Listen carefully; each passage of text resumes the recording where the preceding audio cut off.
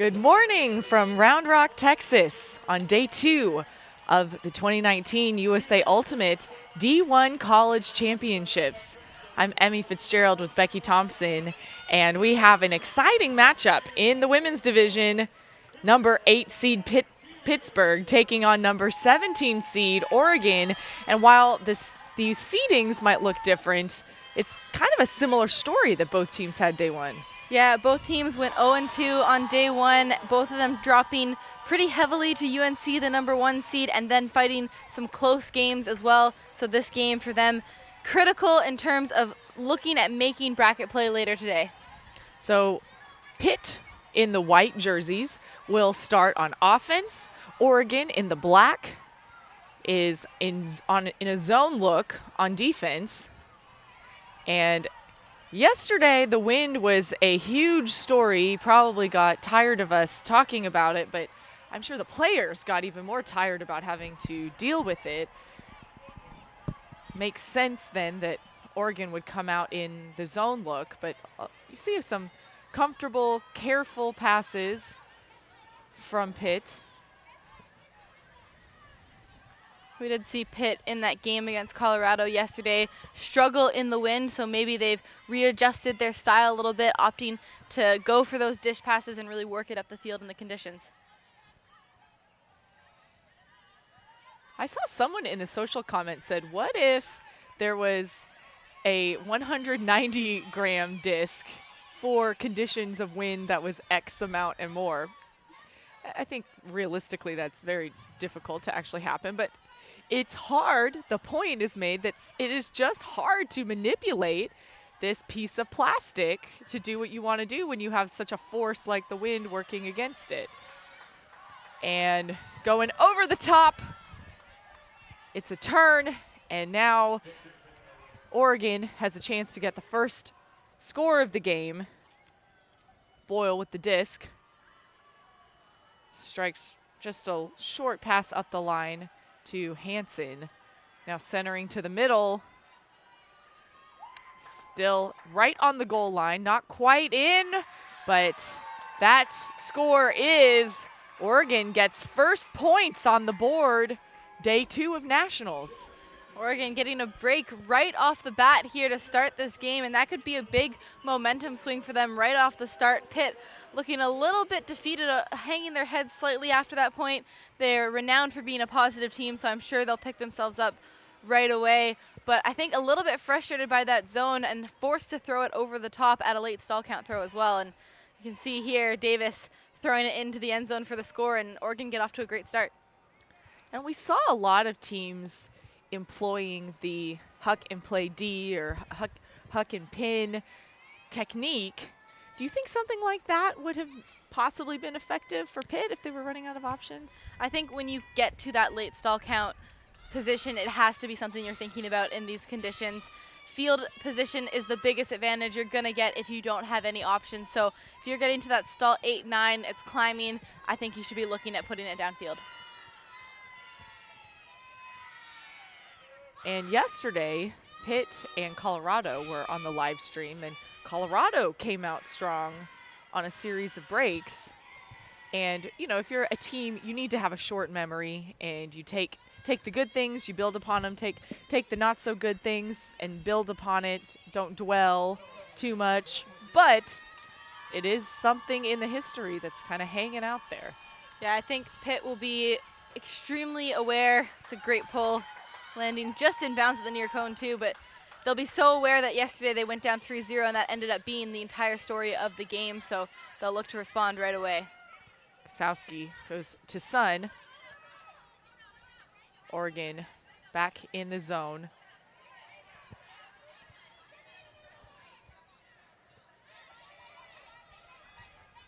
I think Pitt is doing a good job moving the mark enough to find some openings. Lots of handler movement. Still fairly trapped in that one corner of the field, though. They haven't been able to find a swing to open up the field and make that cut move. You can see the force, too, is really pushing towards that far sideline, trying to limit the amount of space. Almost a turn there.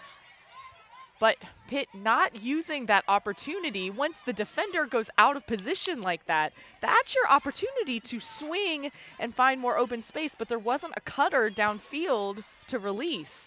Yeah, you can see they're playing all in that 1/3 of the field. There's no handler on this far side of the field at all. The closest handler is still in the middle. So when they do get it to that central person, they don't have the option on this near sideline. That's part of the dump and swing. So they dump, and then now you want that person around. I'm sure that is what the coaches are saying to the players as well. They got a little more up line.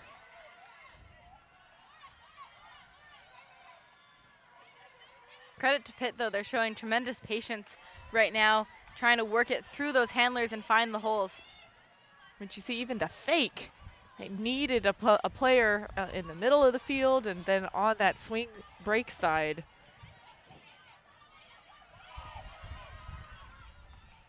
But credit to Oregon zone. It's designed to just keep pushing the disc towards that far sideline more and more. And I mean, Pitt's marching it up the field. They're certainly out of that corner that they were. And that's the break that they need.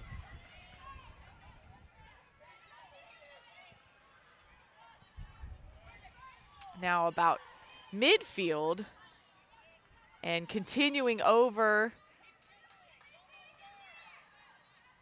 At this point, then you see just how much more space that they have to work with.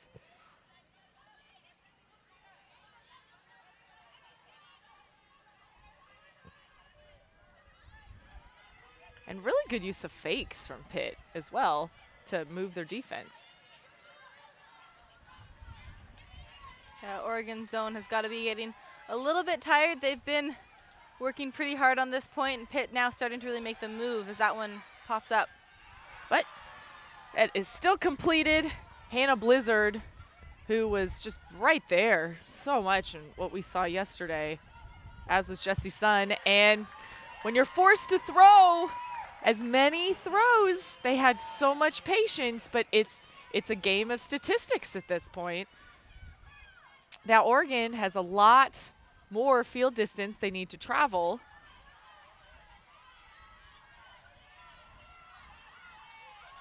Hansen with the disc, known for her big hucks.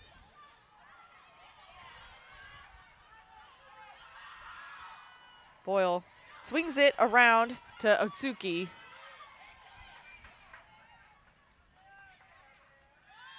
And right through the middle to Hansen. And just like that, Oregon will convert a second break for their second goal of the game. Emmy Hunt tracking that one down. You could see the timing of their cuts as they got that flow upfield. Otsuki getting it in the middle, immediately sliced to Ella Hansen running up line, and the continuation was perfectly timed. And Oregon made that look pretty easy after grinding on defense to wait to get that turnover. And credit to Pitt staying so calm, going all the way downfield. But I mean, you have players like Ella Hansen and Emmy Hunt. They just make it happen. We gotta talk about the combination of Hansen and Boyle in the handling lanes as well, really working it together excellently and finding the space. You could see Boyle clear it out as Hansen would move up line and vice versa. So I think we're gonna have to watch those two as a bit of a danger threat here for Pitt throughout the game.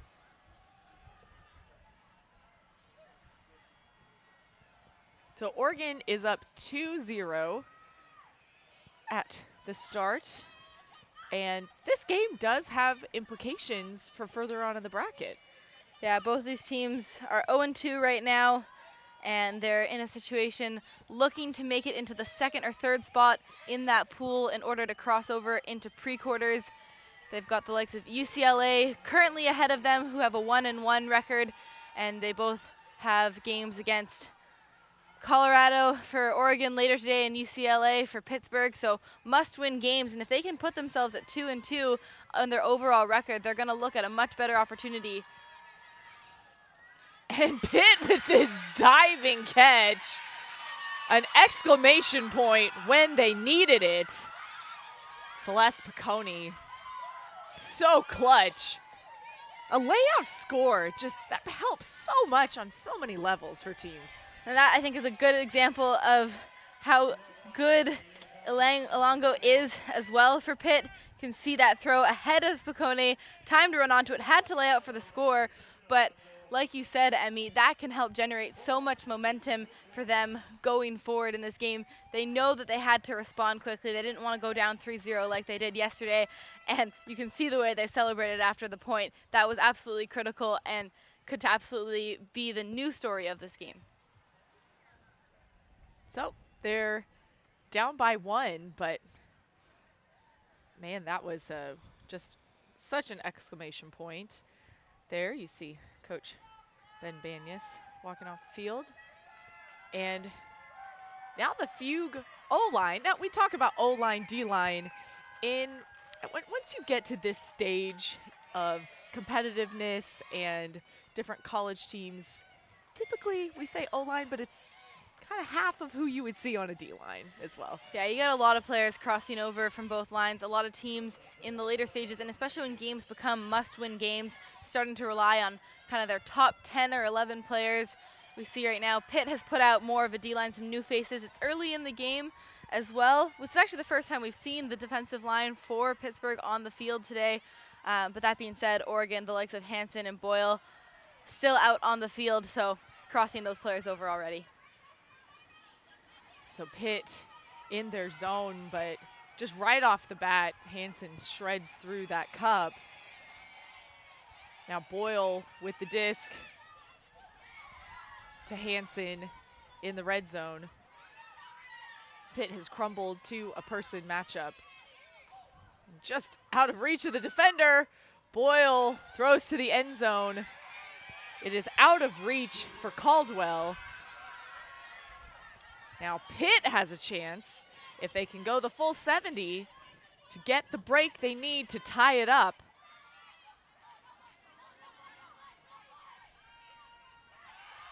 It was a very pinpoint up the line throw.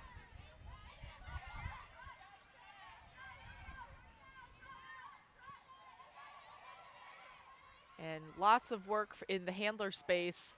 And again, doing a great job with the swing, trying to find that other side of the field.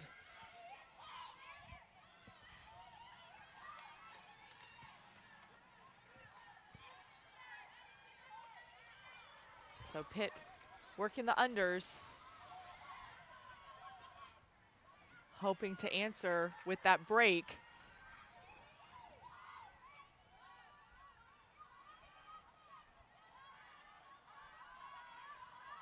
So Chott hangs onto it, gets it back over to Mantarek. And Flanagan saw a lot from Rita yesterday on the live stream.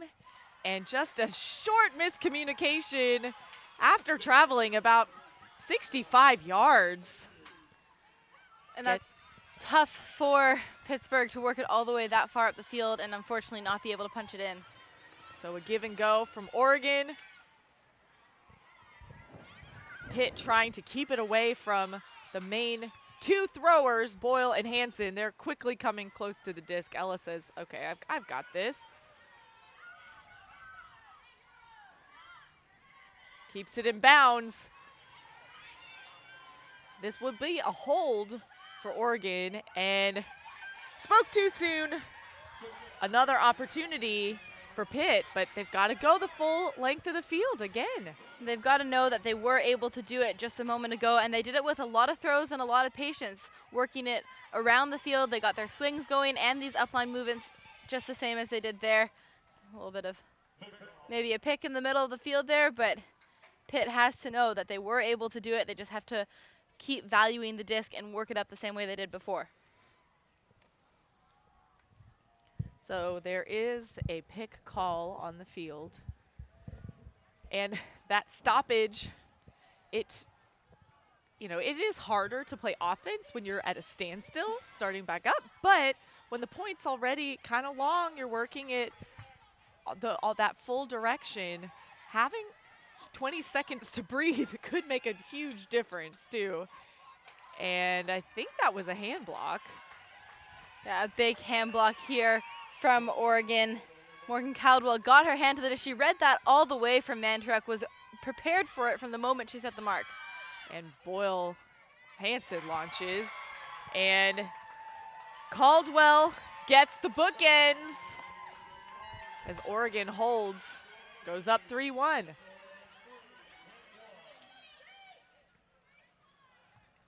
Looks like there may have been an injury to Mantrek there. You could see Caldwell just helping her after that point. Great spirit shown from those players, but bookends here for for Caldwell, who you see just missed that throw and then was able to get it back on defense. There was a drop here from Chott. Unfortunate miscommunication. She just had to turn behind her to try to make that grab.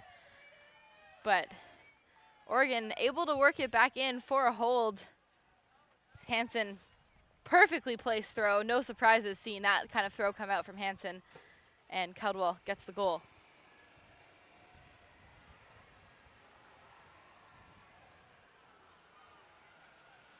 So Pitt showing what they're capable of doing to try and get that break.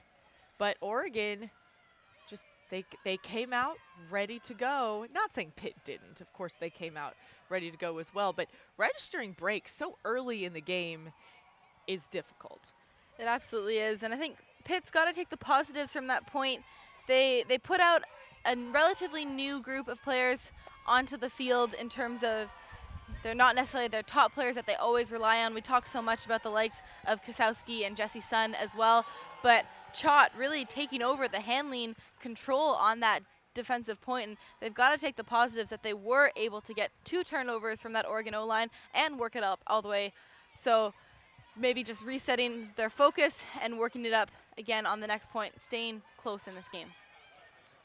So gaining yards right away, Alongo with the disc as the cup comes in to set up.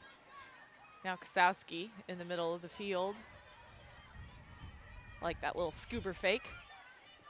That's the other part when you're running a zone offense, faking those over the tops, or also not being afraid to throw over the top as well. Just enough, you just need to move that cup.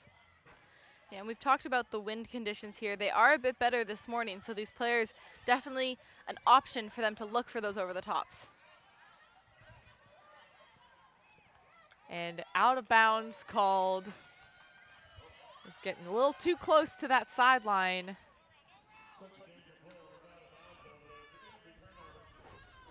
So Hansen with the disc. Hansen so far with two assists, responsible 2 of the 3 points, and there was a block, but a foul called. See Davis there signaling that there was some contact as that D was made. Get another look at it here. Boyle went for the inside shot. Definitely Davis had a hand in there. So you can see why there may have been a call. Did somewhat look like Pitt may have got to the disc first, but hard to tell from the replay. It was definitely a close call, so the observers here in the discussion. That's why the discussion is so good. There's contact that occurs. You know, that's not to say that contact will never occur, but was the defender going after the player's path to the disc or to the disc, and then there was contact that happened in the process? That's for them to work out with the observers. It looks like the observers ruled that it was no foul, so Pitt did get their hands to the disc first. And Kasowski wasting no time, but Hansen in good position to block that off. I like the idea from Kasowski, and they are gaining the field position now, but when Ella Hansen is in that deep space, you have got to make sure that throw is 100% guaranteed to make it to your receiver. So Hansen checking it in. Alongo on the mark. It's to Davis. And Kosowski with the run through D. She read that from a mile away. Kosowski almost looks like she was baiting that just a little bit. So Tori's son telling everybody, just let's calm down a little bit. Let's get in our stack. And 2 receivers there. But I was about to say they didn't look like, I don't know what their end zone set is, to be fair. It didn't look like they were really in a stack. And so that's sometimes when those types of miscommunications happen. You're not isolated. Yeah, it looked like that. It also looked like Oregon was maybe bracketing the stack just a little bit, so there was some confusion with who was being poached and who was open. Boyle caught it in power position, but is looking for the reset and throws high up. It was called in. Immediate huck and caught straight through several defenders. Oregon just almost to the end zone. This is the toughest point on the field. But floating, stays in the center. It's Otsuki. And swinging around is in. That's a goal for Oregon. Another break here for the Oregon team, and great patience there from Otsuki right in front of the end zone. She knew she was in a central position. She had cuts coming, waited for the opportunity, and went for that break backhand. Oregon right now looking very patient on offense, although a little bit of luck on their side. You got to say that huck from Hansen into coverage manages to come down with it anyways, as Zarina Rogers is a pretty great receiver. Miscommunication from Pitt. This, a great grab from Hansen, manages to keep just one toe in bounds as Boyle went for the lefty, and Otsuki patient, eventually opting for the around backhand into the end zone. And Oregon right now are looking dangerously ready to run away with this game. And Pitt has taken their first time out of the game. And that was part of what we were talking about with the Oregon coaching staff before the game. They said, you know, we could use a little bit of luck. You know, we are putting yesterday behind us. Wasn't our best performance. And today it's a new day. We're excited about it. But we could use a little luck as well. There was a little luck there. Absolutely, and sometimes that is the way the game goes, and when things fall your way and you can take advantage of those moments, that is an absolute great part of the game, and all credit to them. You also can create your own luck, and so far I think that's what Oregon has done in this game. And that is part of when we are in, and again, the wind as of now is not nearly what it was yesterday, even during round 1, but you can see there are discs that are hanging. There are, you know, more difficult catches that are needing to be made. And that's when, as soon as that disc goes up, you keep your head on a swivel, looking for whatever kind of trash you can come down with. And there were 2 receptions like that in that point for Oregon that proved successful. It's like Pitt's gonna put out a pretty strong line here after the timeout, and I think that's the right call. Get a power line out on the field, get a response right away, and hopefully a quick one to get your D-line back out there and grinding for the next point.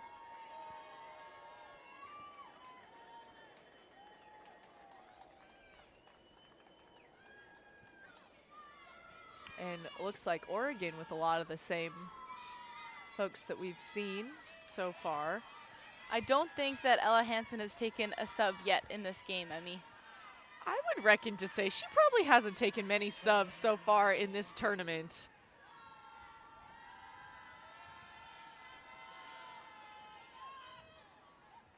So centered to Kosowski.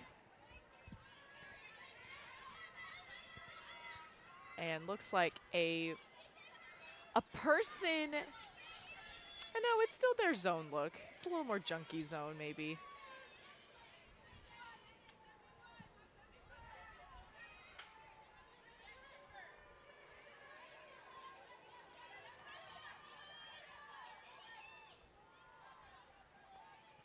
And that disc was really put to space. Thought it might be intercepted, but right away was Katie Schreiber.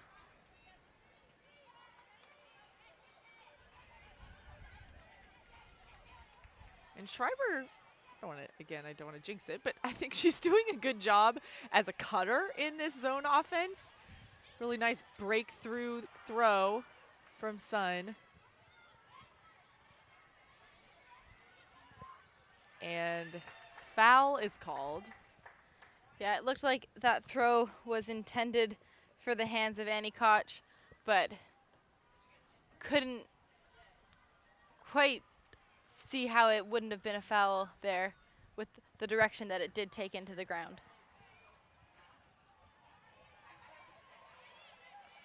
So Koch with the disc. Finds Sun. Slices through, back to Koch. You can see Sun just has you can see her confidence and poise. We talked some about body language yesterday.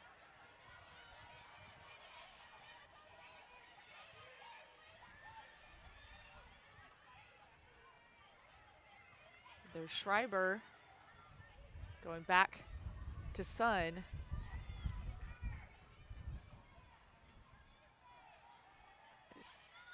And Sun just kind of figuring out how to break through that cup. So this will be the test for Pitt. They've shown that they can work the disc far down the field. Bobble keeps it up.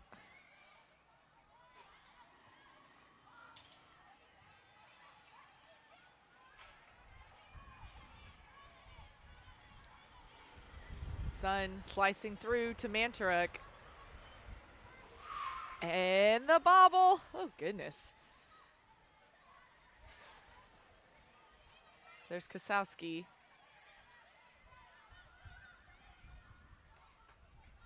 And despite being close to the end zone, Oregon is still in their zone.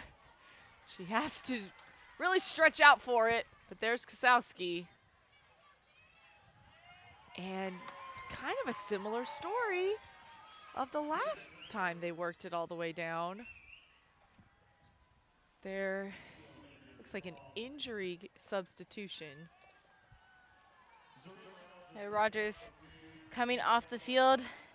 She was the mark in that zone the whole way through and maybe feeling it a little bit. Credit to Oregon. Like you said, I mean, they did hold that zone all the way into the end zone, and their patience paid off. Like on the previous point, when Pitt has to make that many throws, sometimes mistakes are inevitable. Hansen shoots. Is not good, but here we go again. So far, Jessie Sun has also shown that she's been having her way with this Oregon zone. She's been able to find the breaks, and we'll see if her and Kosowski, with the likes of Schreiber, can work it up the field.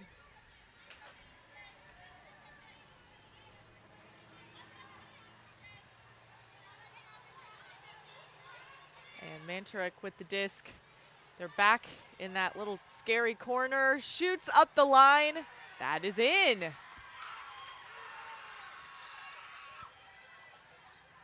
It's the challenge when you break through. You want to get rid of it quickly, but also want to complete it. So disc goes back to Oregon.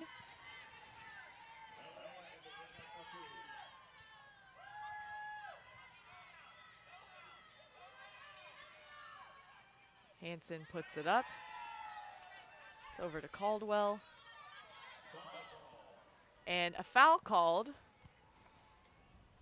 Just looked like Kosowski and Davis tangled feet as the cut came up line, so they'll just reset. Doesn't look like too much of a discussion here.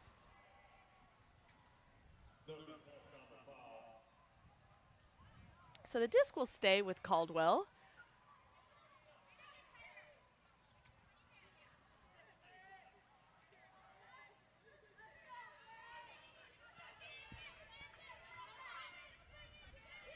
And there was a poach, so that left open Kimberly Muth.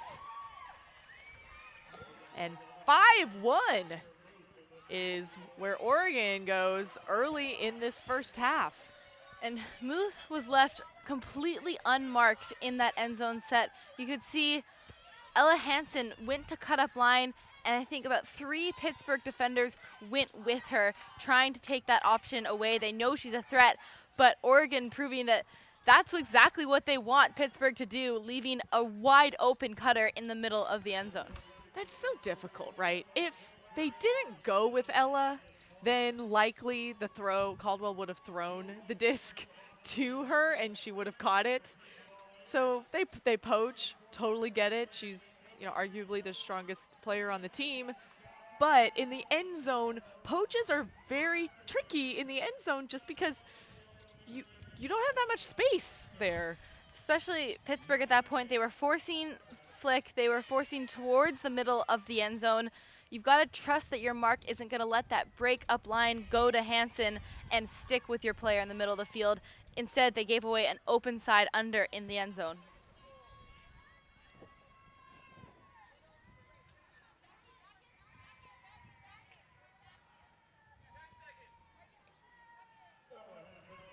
And we talk a lot about Ella Hansen, but Oregon has 5 different scores, 4 different assists, and Caldwell is the only player for Oregon so far with both an assist and a goal in this first half.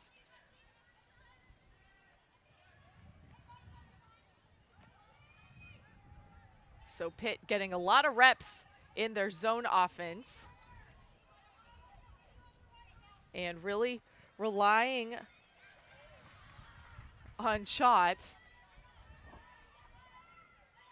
They have one player kind of sneaky in the deep space, Piccone, to stretch it, but she's so far deep, I don't know that she's really stretching the defense all that much. They are on the more downwind side still, but there aren't a lot of players on this current Pitt line who've shown that they like to put it that far deep.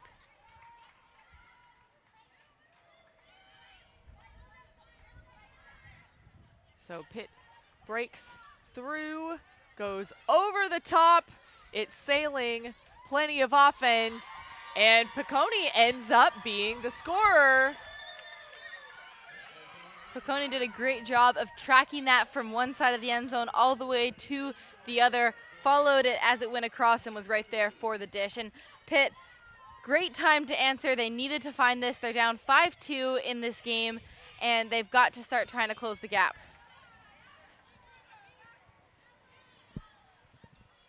And I will say that even though I will eat my words a little bit because I said, well, I don't think Piccone's affecting the defense that much. But as Pitt broke through, Hansen did have to peel off who she was guarding before to go guard Piccone, and that did open up some more space underneath. Yeah, credit to Hansen. She did recognize when it was time to close the gap. Before that, Piccone had been pretty significantly open, like you said, was stretching it really deep. And if there is somebody you want to stretch it deep, we just see Piccone with that amazing layout grab for Pitt's first score of the game. So clearly a receiver who's able to go and track it down. But even when Hansen was able to close the gap, Piccone slashed across to that near side of the end zone for the goal anyways. So Oregon's still up by 3. If you're Pitt, you hope that you have more scores like what we just saw or like their first score of the game. The others that they've given up, they've worked, I feel like the other ones that they haven't scored, they've worked harder on offense and didn't get the reward of the score. They've really got to take that as a positive for the fact that they were able to build those, and they've got to take those building blocks and continue to push throughout this game.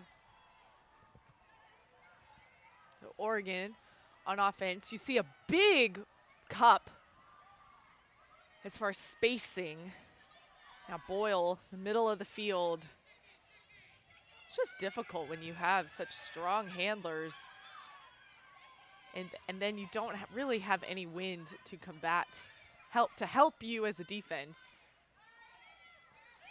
Pitt in person, playing person defense as Hansen has the disc. Puts that one up to Fagan.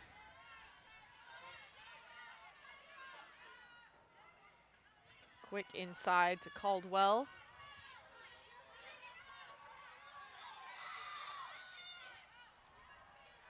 Over to Boyle. Puts to space for Muth. Hansen with the disc and strikes, but Sun, she anticipates and gets the interception. You could see Hansen knew as soon as she had released that disc that she had thrown it into a poach. And just letting it rip. That shows you how much there is not wind. That was so bad grammar. How still it is out here.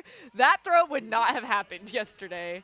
Yeah, definitely a different style of game right now. And I think even a throw like that is going to take a moment for the rest of the players to now look at and say, all right, like, we can go back and do it the other way as well. We don't have to be as conservative as we were yesterday. And I think we've seen a little bit of that from both teams, and I think we're about to see a little bit more. So there was a call back at, but I think Oregon still has the disc. Maybe an injury sub, or we will not speculate, but there is a stoppage on the field. Boyle has the disc.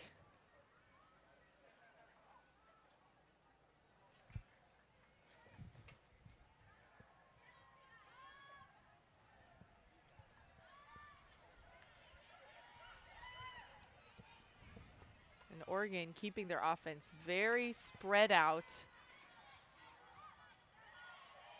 Boyle has to go low, but is there.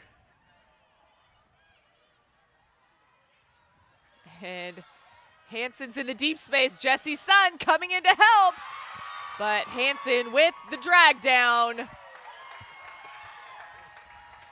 And again, Oregon proving that they can do it with multiple players, different people on this field. Muth, who scored that previous point for them, unleashing a monster huck, and Ella Hansen in that space. Jessie Sun, credit to her, did a great job to put pressure on to make a play there, but Hansen just rips it out of the air. So much confidence on the field right now.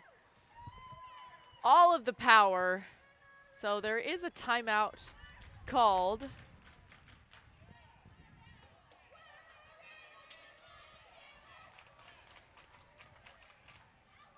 Oregon right now making pretty easy work of this first half. That being said, they know that it's never over in these games. Yesterday they played UCLA and they themselves were down 8-4 at halftime. So right now, if they trade out these couple points, it could be a similar scoreline at halftime for Pittsburgh, and Pittsburgh will be aware of that and be looking to fight back in at every moment. No lead is safe. My goodness, we have seen that multiple times so far just at this tournament. It's such a balance, right? You want to use that momentum and everyone is very happy, but even when I'm playing, I always just get a little bit nervous when a team is too jubilant, when they're up a couple points. Just don't want to jinx yourself. Or get overconfident, get complacent.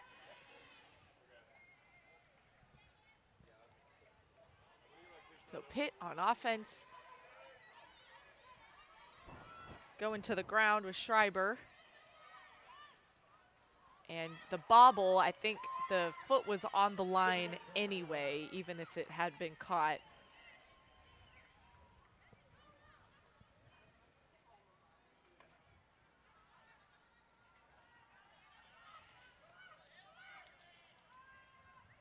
So Oregon with a chance to go up by 5. Really running to the disc. Not taking anything for granted. And Kosowski, she has just really, I think you hit it on the head. She's baiting just a little bit. Yeah, I think she knows she might have one step on her offender and is using that to her advantage to read those moments and get those run-through blocks. We'll reset to Kosowski. See Schreiber.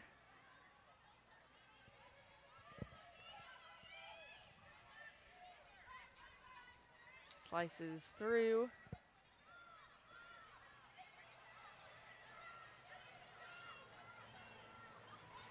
Schreiber to Chott. Chott straight up the sideline. But again, the cutter was running a little bit away from the thrower.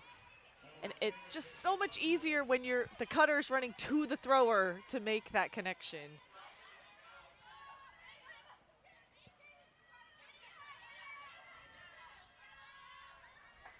So Oregon back on offense and got a little tangled up.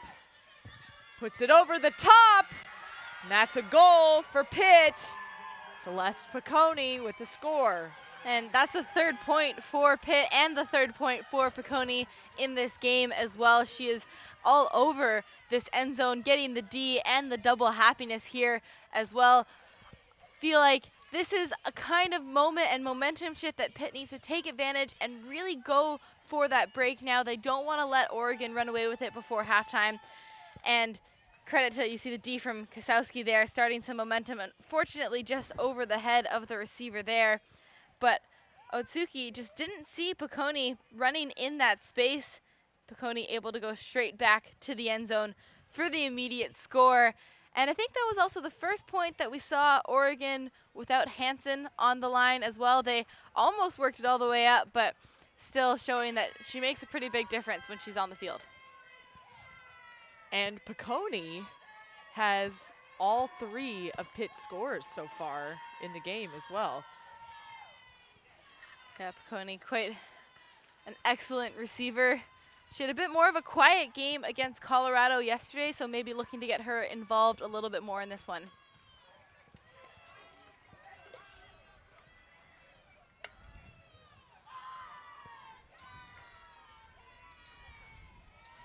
So Hansen is back out on the field. Blizzard with the pull.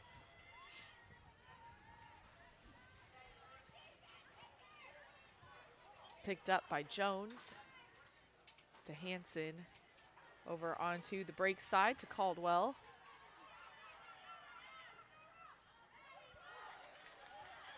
Hansen is in the deep space. And right out of the air. How about them apples, Becky? Ella Hansen is just so good in the air, and I love that cut. You start from the handler position, she cut up line, and instead of clearing or cutting back for the reset, she just continued it deep, knowing that she has other incredible throwers in her team, and Emily Fagan there, no hesitation. When you see Hansen going deep, I think you put that throw up almost every time.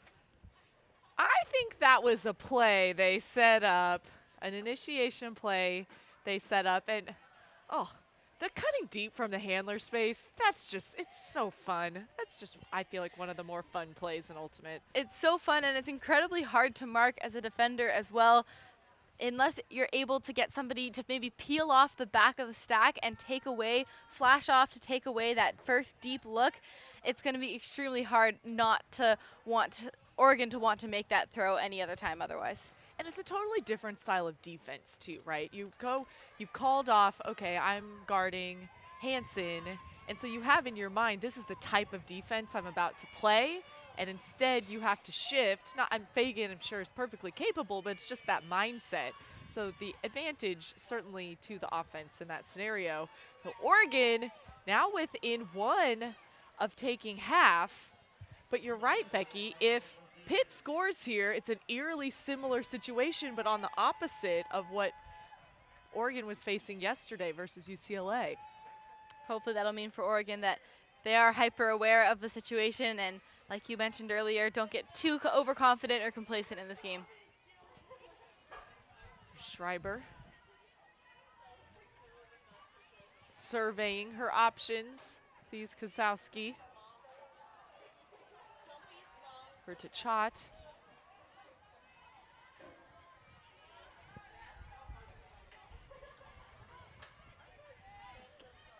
Working it up force side. Now Ilongo, Schreiber. Pitt not hanging on to the disc for too many seconds. Able to get more movement. And over the top! One-handed grab from Katie Schreiber.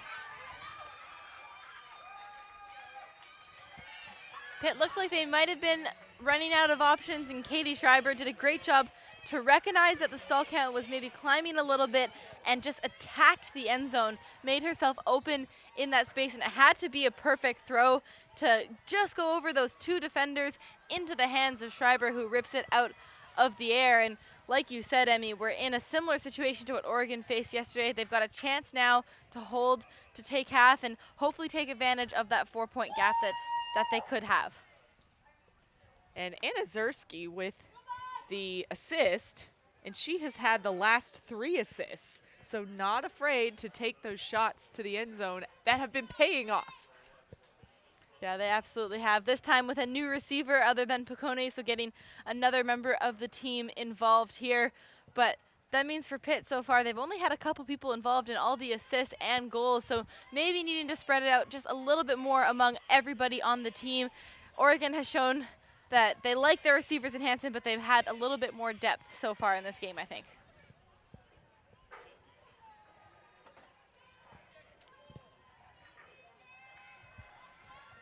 So conditions are staying consistent as we're about 45 minutes in from the start of game time.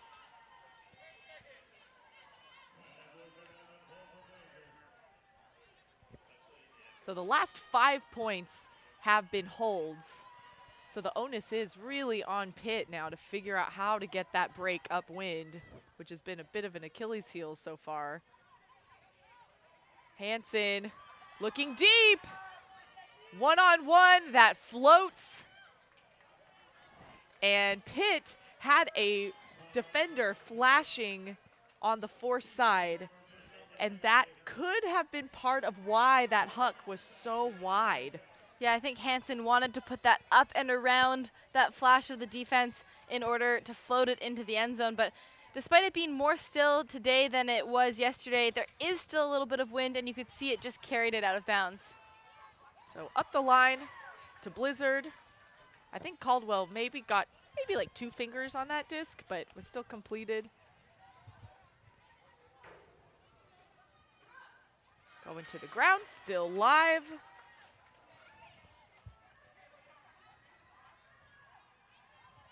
Floats to Kasowski.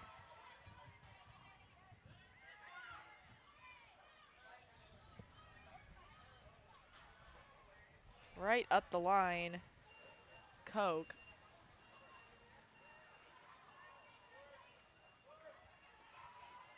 Swings to Sun. And bobbles.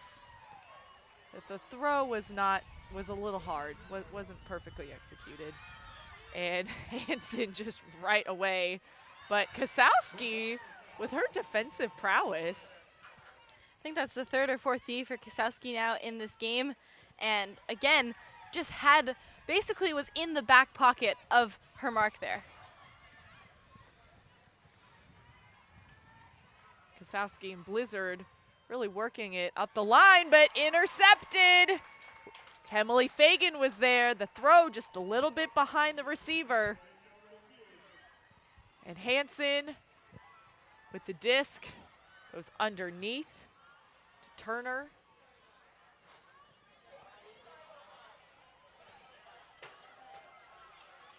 We have a cutter going deep instead. Find Caldwell.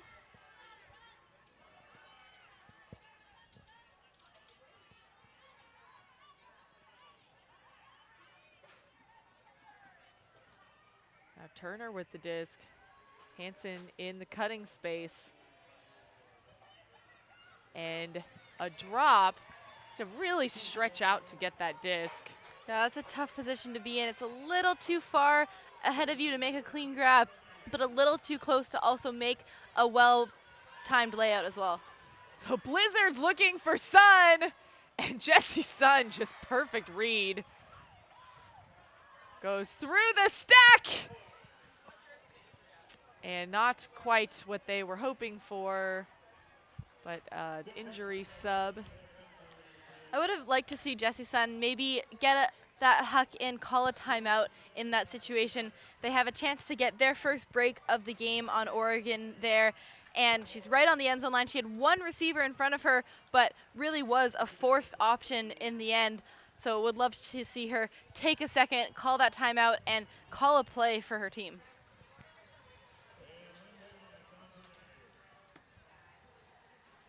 So the injury sub has been taken. So Hansen with the disc.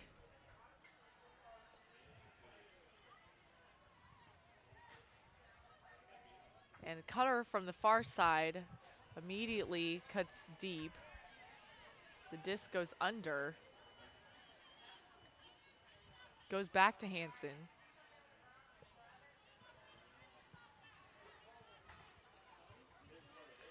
And Hansen with the huck. And guess who's there? Looks like Hansen was running out of options, and it's like a uncontested strip call will be made there. Hansen, I think, opting to go for the field position as the stall count climbed on that one.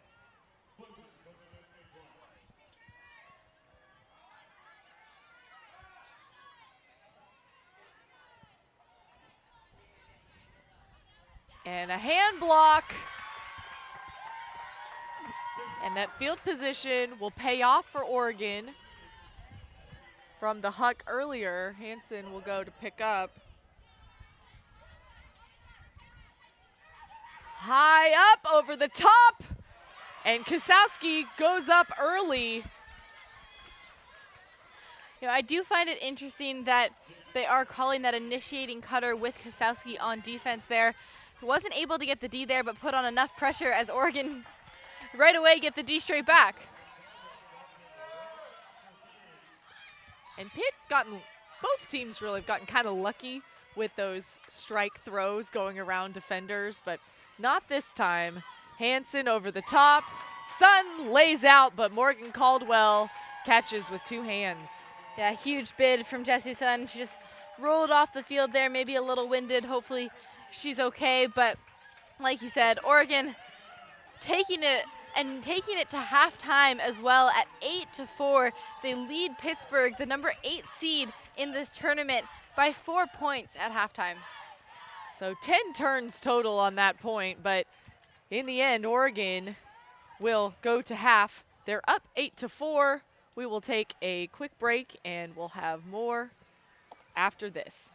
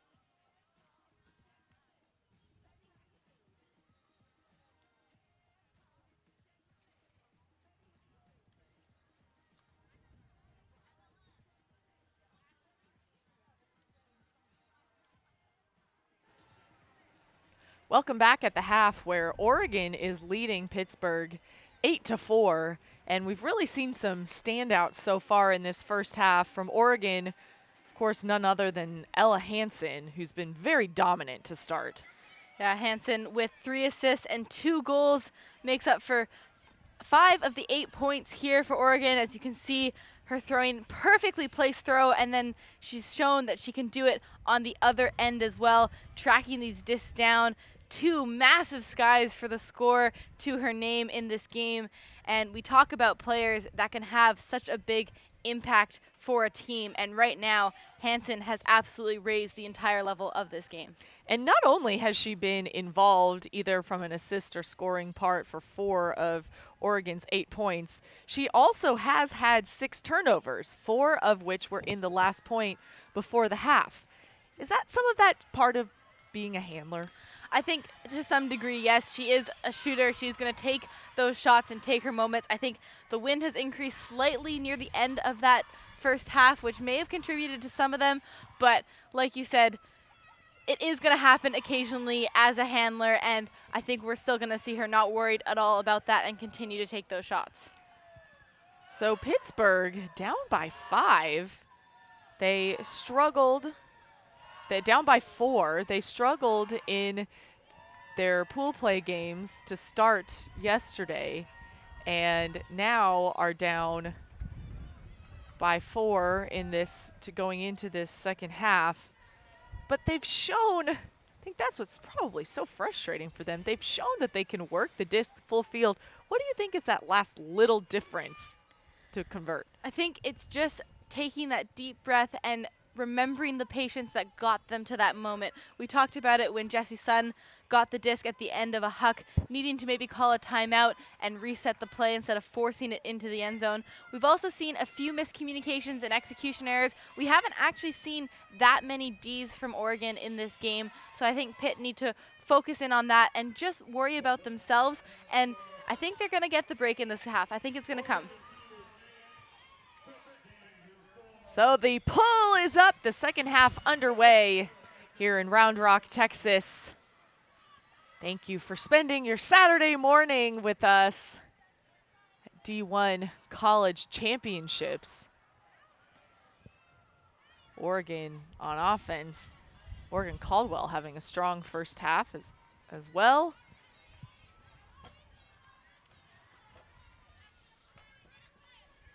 Really see the depth, a lot of different players.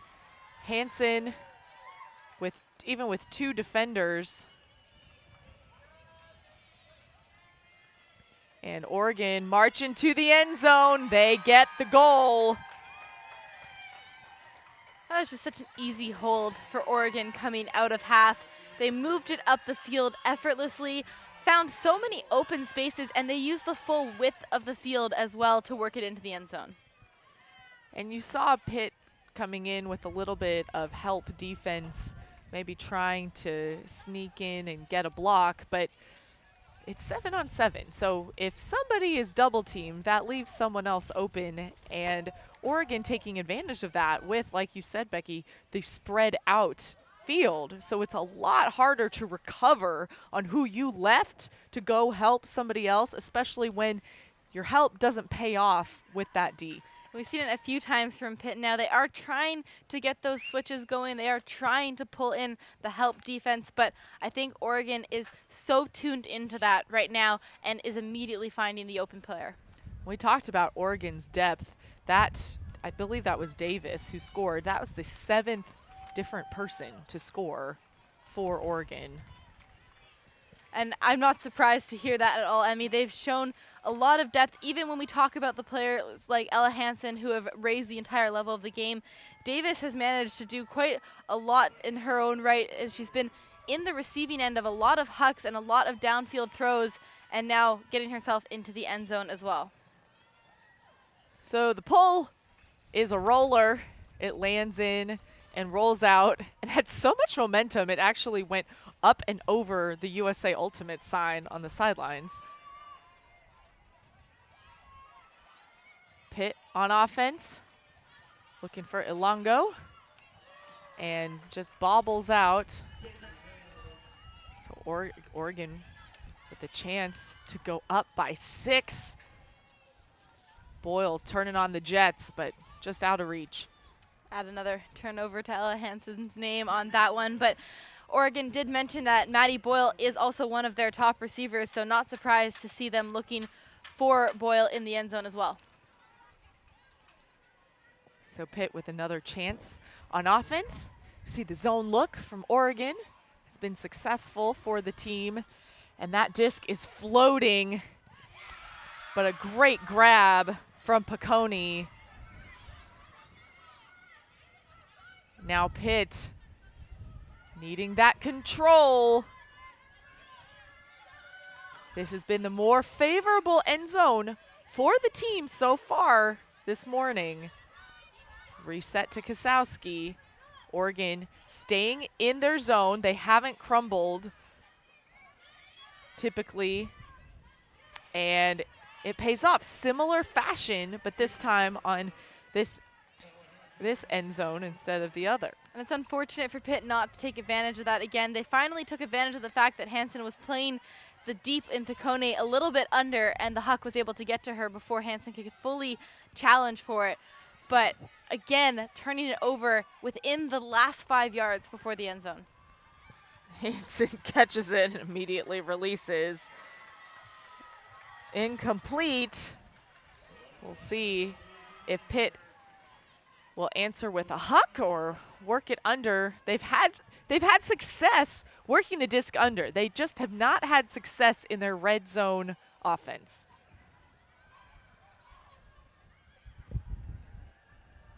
And we do feel a bit more of a wind gust, but Katie Schreiber doing whatever she can to keep that disc in play.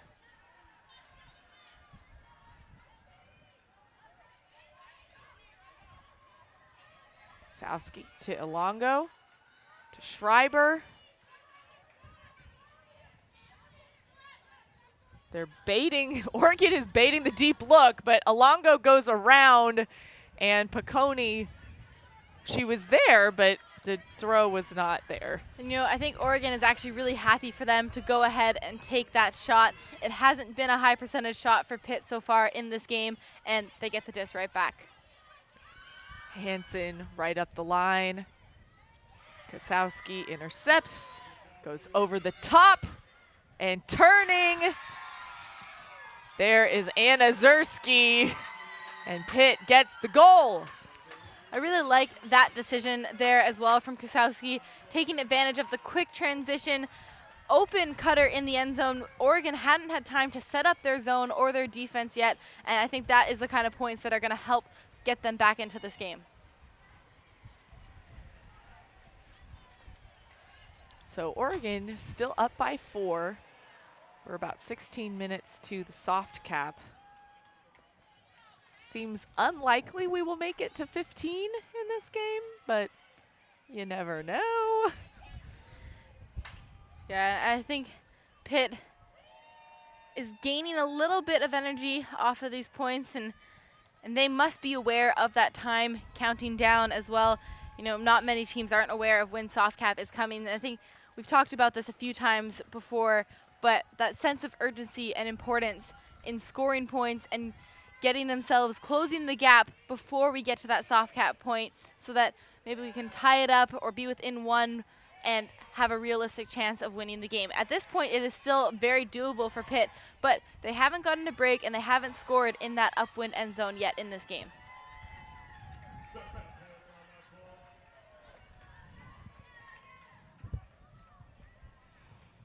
That upwind end zone is something they need to conquer for Pitt if they want to win this game. Ella Hansen looking over the top, finds an open receiver. The next throw sails down. So now this is Pitt's opportunity to show they can not only work it up the field, they can convert. Blizzard right back to Sun. Strikes to Blizzard. Underneath to Smith. And sails over the head of Sun.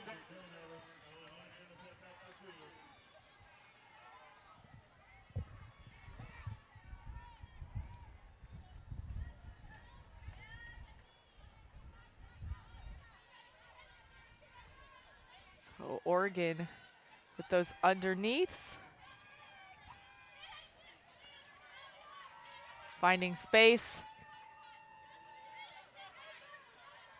Pitt in their person look gets the disc to Hansen. And Oregon, despite not really being in an end zone set, is able to find Amy Turner to get their 10th point. Hansen just going for that cheeky lefty high release backhand into the end zone. You can see the patience there. She had both options of throws and then just pops it over the righty, but still the cheeky high release backhand there. You can see Oregon so excited. They're up by 5 points. They've got 13 minutes until soft cap. And I think they're having a little bit more fun with this game. We saw the intensity in the first half, but they certainly look like they are just enjoying it right now. They have settled into a rhythm as well. And we showed the package of Ella doing all kinds of stuff on the field, and credit her with another assist for that goal. But I think, Becky, we were talking about this off camera at halftime. Oregon is using a lot of their different players, and that's great from a utilization perspective, but it's also great from just an effort perspective for the rest of the tournament too. Well, absolutely, and we've mentioned before, but Oregon have a pretty short roster compared to a few other teams. They've got less players than Pitt does, and to be able to work everybody in, especially in the heat and the humidity, they are giving themselves the best opportunity to keep their energy up and not overuse anybody too much. They're not over-relying on the likes of Hansen or Boyle. They're getting people like Davis, Caldwell, Fagan involved all the time, Muth as well, and I think that's really paying off for them in this game. So Kosowski picks up for Pitt. See Schreiber.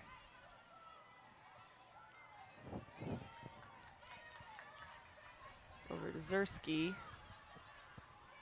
Back to Kosowski. Quick to Elongo.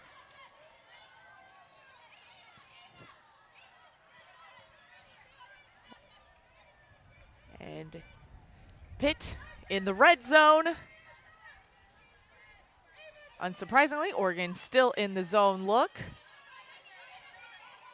And this time, there's Anna Zersky. So again, Pitt getting the hold in this downwind end zone, keeping it within 4 points, but the story of this game has still got to be those breaks that Oregon got in the first half, and Pitt now are in a situation where they have to go or they're not going to be able to work it back in.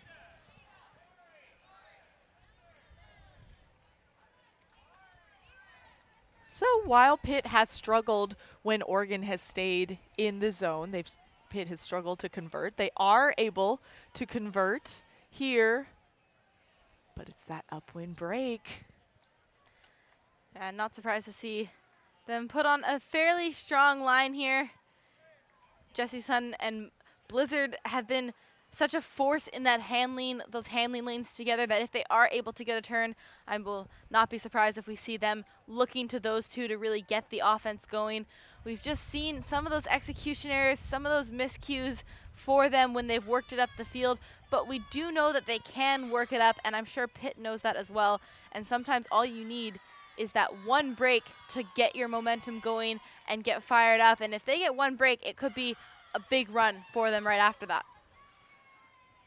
It's like a carnival game where you're filling the water, and it's just like a little bit more water, but you add just a tiny bit more and it dumps out. That is what Pitt needs to just break through that threshold. But they've got to get the turn first. It's flying high. Part one done. So let's see if Pitt can take care of the second half of this, which is converting in the upwind end zone.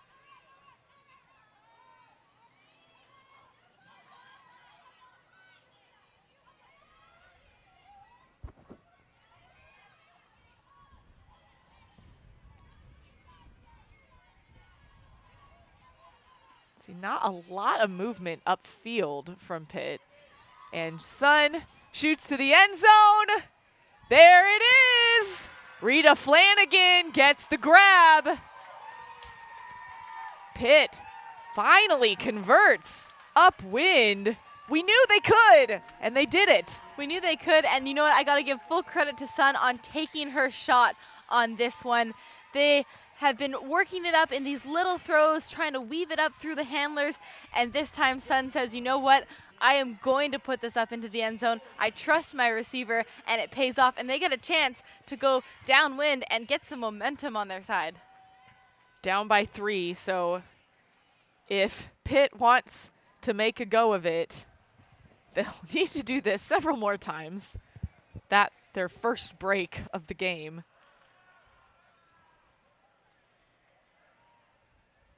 We'll see how Oregon responds. I think a really smart call from the Oregon team here, taking a timeout right after being broken. They've only been broken once in this game, and I think that's immediately a good recognition to just stop whatever momentum Pitt is trying to build, to say, okay, they got their chance to get a break, now let's end the game. And whenever you're in the huddle, I think it's critical on how coaches and captains handle those situations, because you call the timeout to stop the momentum, but you also don't want in the huddle to dwell too much on what just happened, because they're already, oh man, we got broken for the first time this game. Okay, but that's not what we're talking about here. We are talking about what we are doing, what we are capable of, the psychology behind what you go through mentally through a tournament. It's something that's just very fascinating and separates good coaching, in my opinion. Absolutely, and they know that in the same breath they had a tough day yesterday, and they're in a chance here to give themselves a real opportunity at bracket play. And just as they aren't going to focus on that break, they're not going to focus on having lost 2 games yesterday. They're focusing on this current moment, and I think that's exactly what a timeout like this does. Brings the team in to the moment and lets them go into the end of the game.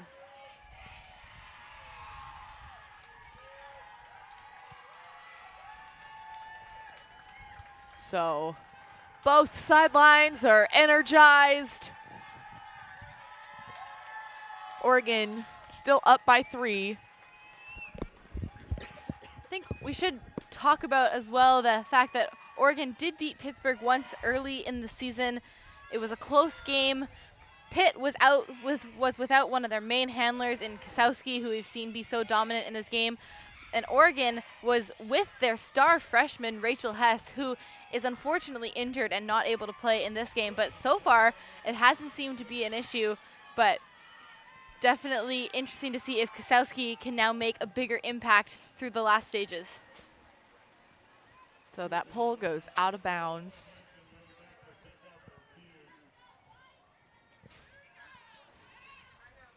Hansen will check it in at the brick mark.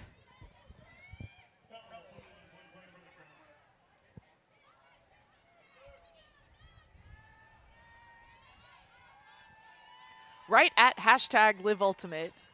Not so subtle hint to use hashtag #LiveUltimate.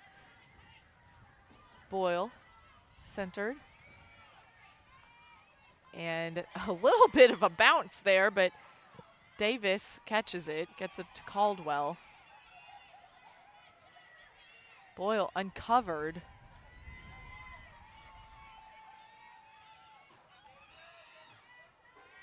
Really nice seal from Alongo to keep that disc from continuing on the break side, and she got a hand on that. Kasowski catches, gets to Blizzard, and Blizzard straight for the end zone. Sees Alongo, and now Pitt is within 2. And you know, Pitt is now going to seize this moment, I think, Emmy. They have shown that they are happy to wait for Oregon to make a mistake, and instead creating a chance to get a D as well, getting a huge hand block from Alongo.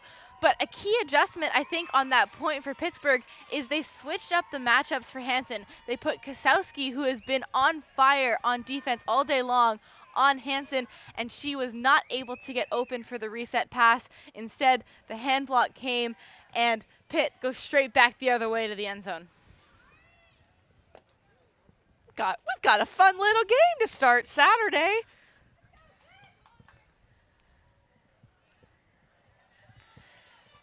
So the full Pitt squad is out on the line. I do not believe a timeout has been called.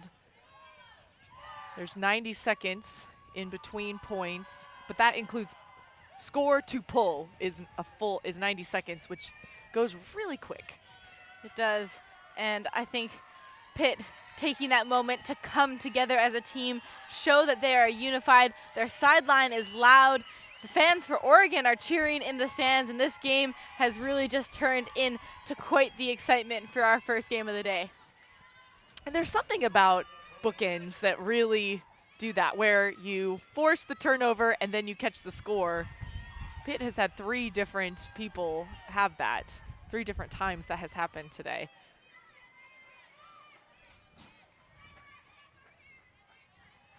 So Oregon on offense.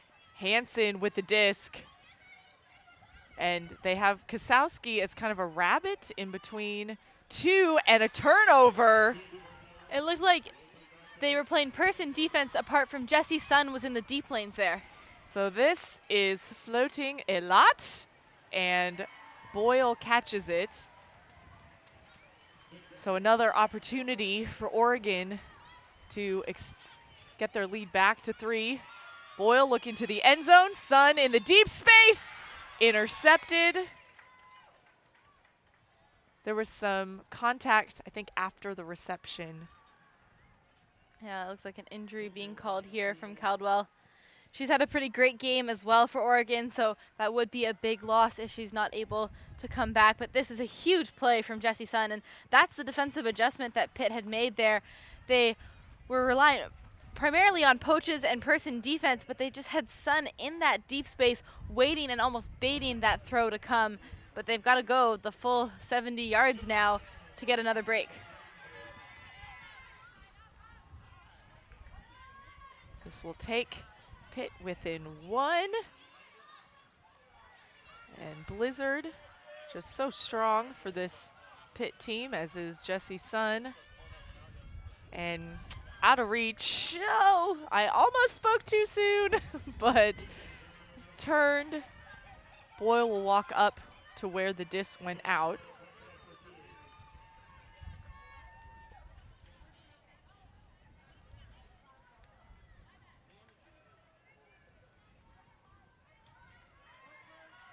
Okay, back in play. It's to Hansen. Over to Turner. Turner goes back to Hansen. Hansen looks to space. It's a really pretty throw, but timing just not right. Not quite, and Shea Davis there, you can see, just jumped a little bit. She wanted to go for it, I think, but just being carried a little too far away from her. And a good idea from Oregon, but really almost a welcome opportunity here now for Pitt to take advantage. Up the line to Kasowski. Nice big fake. It's to Sun. Sun really likes that inside look. Instead, she goes force side up the line. And the soft cap horn is going off.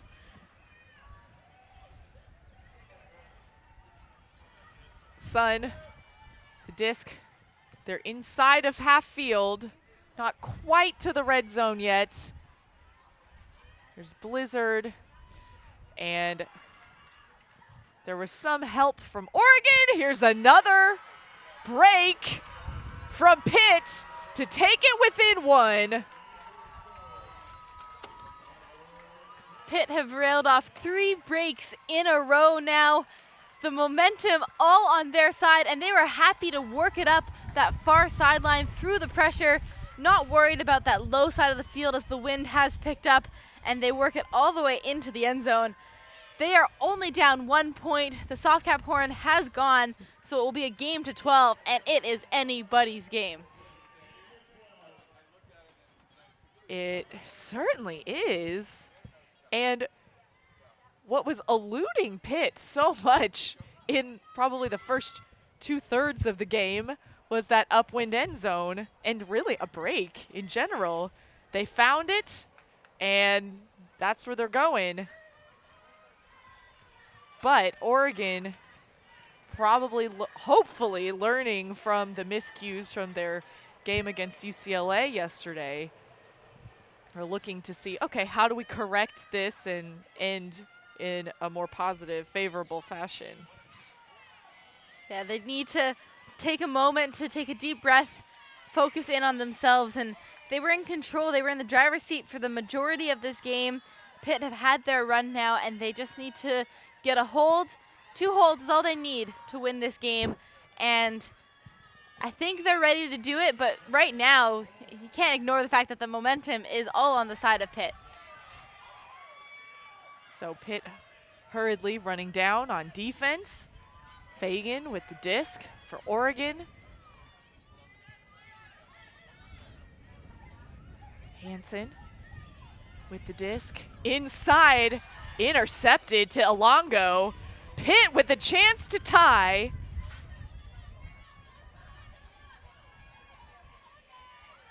Kasowski looking for her option. Sees Alongo, goes right back. There's to Space. To Koch. Kasowski. So you have Koch, Sun, and Kasowski back. Their end zone offense looks like a horizontal stack. Into Space, not in.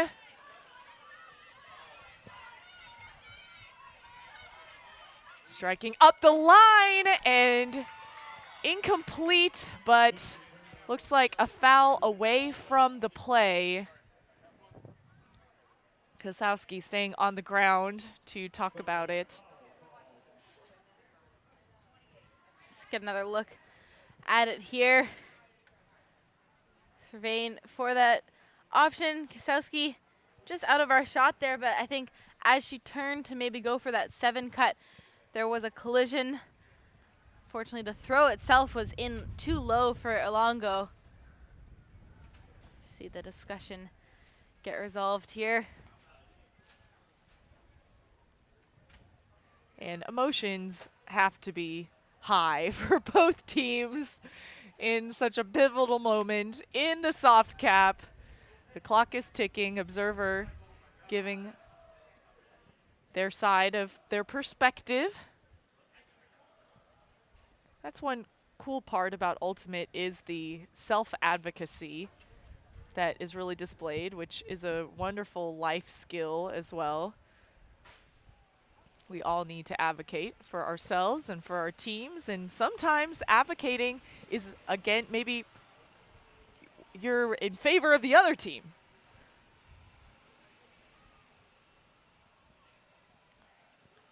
So relatively long discussion here. We've got another look. What's your thought, Becky? So actually, instead of the 7 cut, Kasowski went into the body of Hansen as the cut came up line. Hansen, you could see, made the poach into that space. I think it was a foul. I do think that Hansen came into the space that Kasowski was cutting up line into. And as that person in that poach position, you sometimes have the opportunity to see where the disc was. I think a fair resolution here is that it didn't affect the outcome of the play, and so Oregon will get the disc back in their hands. So have some poach looks from Pitt. And Hansen sees a receiver deep. And through coverage, that's caught. Now here's Fagan over to Caldwell. Boyle gets the disc. Finds unguarded player, and Caldwell back with the disc. Oregon trying to go up by 2, get within 1 of winning the game.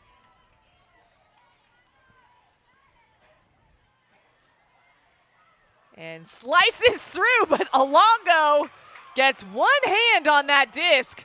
That's enough. Sun picks up, puts up a huge backhand, but it went out of bounds, I think, before half field. can see what Jessie Sun was trying to do with that shot. She had a receiver going in Mantaruk, but unfortunately putting it straight out of bounds, meaning it's going to gift field position back to Oregon here. If you're not going to keep possession, you want to be able to have field position. So it's difficult when you lose possession and field position. But so it goes. Hansen has the disc. Another opportunity for Oregon to go up by 2. There's the bobble. It rolls. And Smith puts it up, but so much space. And I mean, I'm not totally sure why Pitt is trying to rush it so much. That twice in a row where they have gone for that big huck right away. I know you're getting the field position, but they have time now. There's 13 minutes to go until hard cap. They should value that disc and work it up to tie this game. And Pitt had a cutter open downfield. If the thrower waited for maybe a second and a half, that would have been likely completed. But Hansen puts it up, goes to Sun. So Pitt with another chance to tie it up, but Jessie Sun, it was overthrown to her. Here's Boyle with Kosowski on the disc.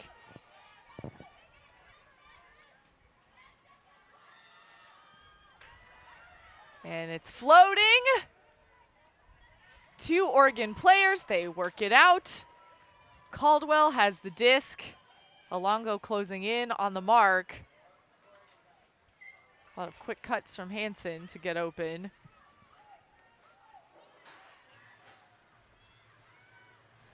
Boyle in the center of the field. Takes their time. Caldwell now with the disc.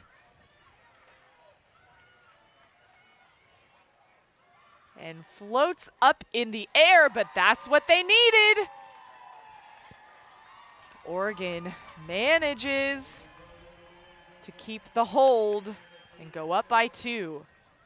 It's got to be a bit of a crushing point for Pitt. They really fought for that there, but unfortunately a few rushed moments and Oregon taking advantage of it. They got a little lucky. They came down with a few of these hucks. You can see the bobble here and caught on the second attempt. And they worked their way into the end zone. Alongo, big layout D on that one. Unfortunately, here, Pitt was not able to get the D as Caldwell put it up and around to an open player in the end zone. And that could be a really game-changing point. You know, it seems obvious, but the difference between being at game point now for Oregon versus being tied up for Pitt, they've got to know that they've worked their way back into this game. They went on a 3-point run, and they've got to try and do it again, make it to double game point. And there, that point was starting to become kind of a grinder with 8 turns in total. But I think you brought it up perfectly, Becky, that Pitt seemed very rushed to put up the huck when it's not like, we have 10 seconds left in the game. Yeah, absolutely. They needed that sense of urgency to get themselves back into this one. But that being said, they have the time, and they had the possession of the disc. Unfortunately, on their third possession, they did get it back another time. They tried to work it up, and unfortunately overthrowing an under to Jessie Sun, who has had a phenomenal game, by the way. She was a bit quieter in the game against Colorado and has clearly shown up for this game. But like you said, they rushed it a little bit, got a little too excited maybe by where they've gotten themselves back into this one. So just need to refocus, get a strong line out on the field. You can see them walking to the line now and bring this back within 1. So Oregon, game point. Pitt will get the disc, so they need to hold and then break to tie.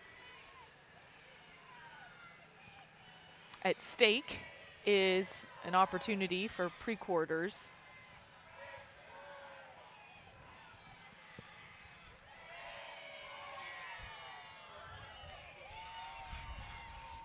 And the wind, we've seen the wind just consistently pick up throughout the game.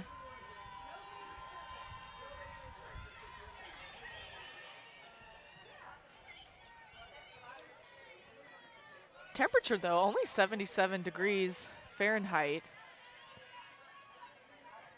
Little cheeky throw over the top. And a blade. Didn't see that. Maybe a little bit of that rushing again, and the wind also taking that disc away. So Hansen's got the disc, looking at the end zone, and bobbled. A foul is called. It's like Turner signaling for a strip call, possibly. It's hard to tell from our angle. It looked like she may have just put it in and out of her own hands, but we'll get a second look at it here as Hansen ripped that one deep. I don't think there was any contact involved in that one, Emmy. Maybe a little bit of pressure on her back, but she bobbled it before the contact even came close to her. And it looks like the observers made that exact same ruling on the field.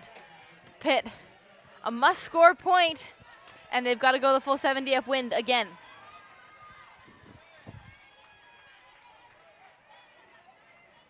Blizzard checks it in.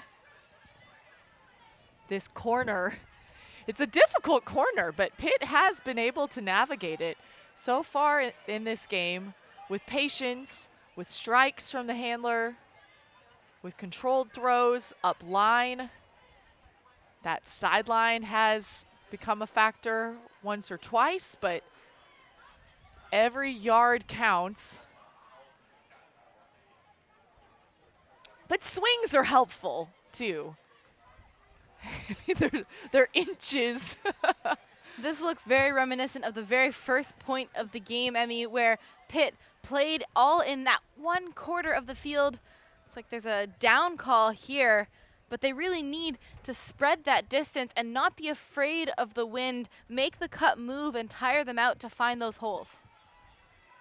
Dump and swing. And Pitt's, the possession stays, not now. It doesn't. The possession goes back to Oregon. So Oregon, if they score here, that's game over. Boyle to Hansen. Up in the air, right on the line. Hansen with the precision to Davis. And Oregon will hang on.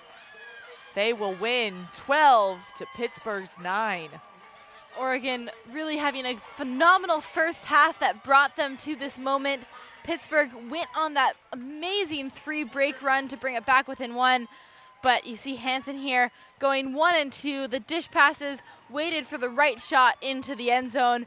And Oregon get their first win of the tournament, put themselves back in a position of making pre-quarters. And Pitt, the number 8th seed in this tournament, are looking at possibly not making the bracket right now, which is a massive upset in this division. So a lot of grit from both squads, but 17 seed Oregon will upset 4 seed Pitt in this second day of pool play. But we have a lot more ultimate coming your way today. You will see Pitt in the next round, but it'll be the men's division instead against Wisconsin. So a battle of the Midwest, I guess you could say, coming through. But lots of great plays so far this morning. This USA Ultimate live stream is produced by Fulcrum Media and presented to you by Spin Ultimate.